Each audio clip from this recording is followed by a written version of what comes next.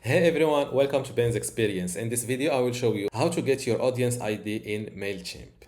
This is mailchimp.com website, and first I will log in to my account by filling my username and password here. Once you're inside your Mailchimp account, just below audience, click on all contacts.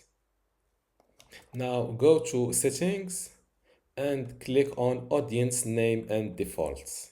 Before I continue this tutorial, I would like to let you know that you can get access to my Mailchimp online course today for free. Inside this course, you will learn many things, including how to set up your Mailchimp account, how to manage your audience inside Mailchimp, also how to create a campaign and manage it, how to create landing pages and forms, integration and API, email customization and personalization, export and download, and also troubleshooting and maintenance. To get all of this today for free, plus these online courses in my university, all you need to do is to go to university.bensexperience.com, link in the description. Without any further ado, let's continue our tutorial.